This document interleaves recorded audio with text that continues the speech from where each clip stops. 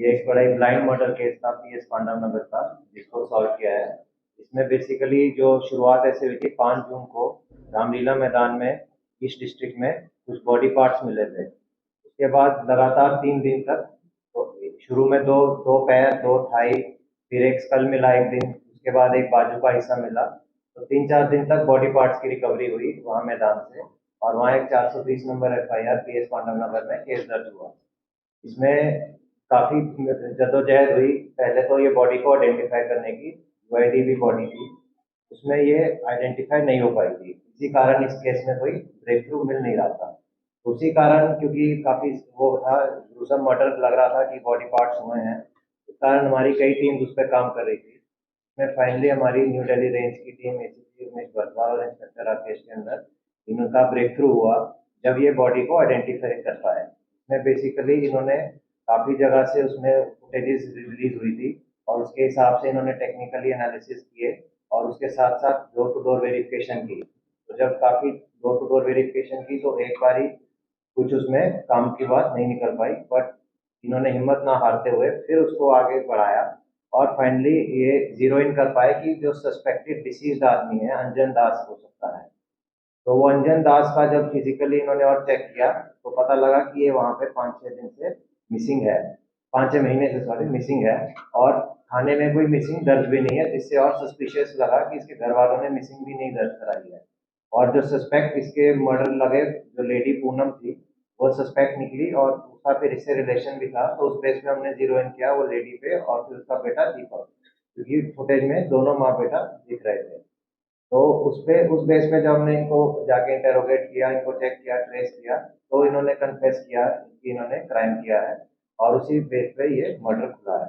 तो इसमें जो इनसे अभी हमें एक तो इन्होंने जो कपड़े पहने हुए थे वारदात जब ये फुटेज में दिख रहे थे, वो इनसे हमारे को रिकवर हो गए हैं, और उसके साथ साथ जो मोबाइल था डिसीज का वो भी रिकवर हो गया है। इसकी इन्होंने बताया कि जो लेडी है ये पूनम, ये इसकी 2017 में इससे शादी हुई थी, 2011 से एक साथ रह रहे थे। 16 में जो इसका हस्बैंड था कल्लू, उसकी डेथ हो गई थी, तो उसके बाद इसने 2017 में इसका शादी कर ली। तो जो दीपक लड़का है वो कल्लू का बेटा है, और उसके साथ एक बेटी भी थी। दीपक की शादी हो गई थी, फिर वो अलग रहने लग गया था।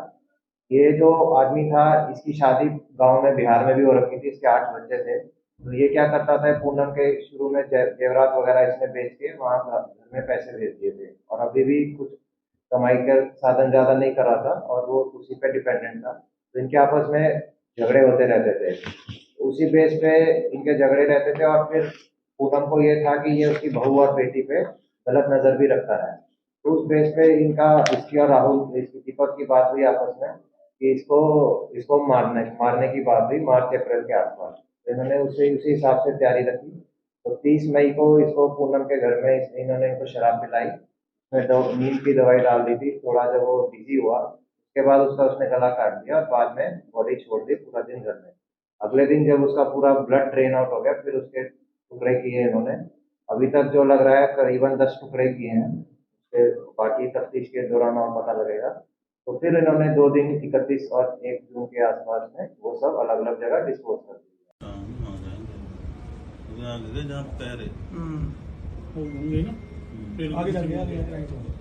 हाँ तो पेड़ के पीछे ही घूमोगे ना ऊपर।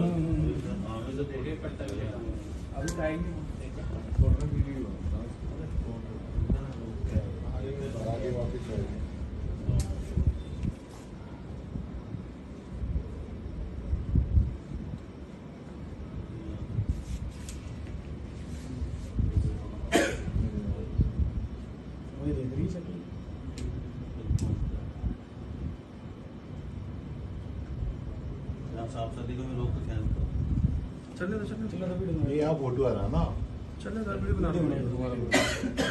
पूनम क्यों हत्याकांड को अंजाम दिया? पूनम अपनी सफाई में क्या कहेंगी? पूनम ये आपने देखा हो रहा, ये आप देख सकते हैं, दोनों पुलिस की कस्टडी में है। जिन्हें पुलिस ने गिरफ्तार किया है अंजन दास की पुलिस ने हत्या के आरोप में बताया गया कस्टडी पुलिस के द्वारा मांगी जाएगी। तैयार करके लाए हैं।